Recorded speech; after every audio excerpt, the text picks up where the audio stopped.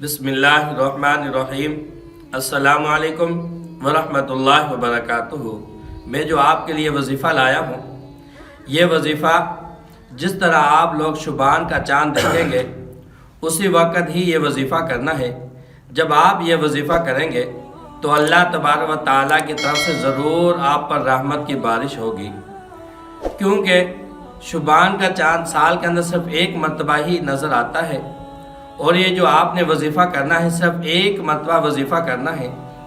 اس کی برکت سے اور آپ کے اوپر جو بھی حالات ہوں، پریشانی ہے، دکھ ہے، تکلیف ہے، یعنی کاروبار کی کوئی پریشانی ہے، یا ملازمت کی کوئی پریشانی ہے، یا شادی کی کوئی پریشانی ہے، یا اولاد آپ کی خطرے میں ہے، یعنی کسی تکلیف میں ہے یا پریشانی میں ہے، حتیٰ کہ یہاں تک کہ آپ دیکھیں آپ پر اتنی کوئی مسلط یا پریشانی ہے کہ آپ بہت زیادہ پریشانی ہے، تو میرے تمام بھائیوں اور تمام بہنوں، اس موقع کو آپ ہاتھ سے نہ جانے دیں، کیونکہ یہ شبان کا جو مہینہ ہے بہت ہی اہم مہینہ ہے۔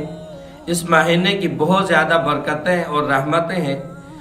رجب اور شبان اور رمضان مبارک، یہ تینوں مہینے اللہ تبارک و تعالیٰ نے بڑے اہم عطا فرمائے ہیں۔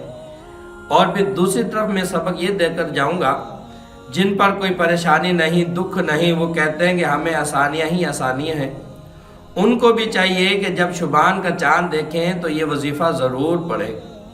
آپ نے کیا کرنا ہے، جب شبان کا چاند دیکھیں، یا آپ نے نہ دیکھا، آپ نے سنا ہے کہ شبان کا چاند نظر آ گیا، آپ نے مصلی بچھا کر 2 رکعت نماز نفل ادا کرنی ہے، اور جو آپ کا مقصد ہو اسے سامنے رکھنا ہے۔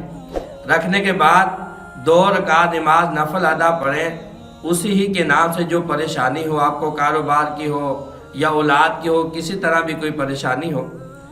اس کے بعد آپ نے 3 مرتبہ آپ علیہ الصلاۃ والسلام پر درود پاک پڑھنا ہے۔ درود پاک پڑھنے کے بعد هو الذی ایدک بنصرہ وبالمؤمنین، یہ جو آیت مبارکہ ہے آپ نے 500 مرتبہ پڑھنا ہے۔ کتنی مرتبہ؟ 500 مرتبہ پڑھنے کے بعد پھر آپ علیہ الصلاۃ والسلام پر درود پاک پڑھیں۔ درود پاک پڑھنے کے بعد پھر اللہ تبارک و تعالیٰ سے گڑ گڑا کر دعا مانگیں۔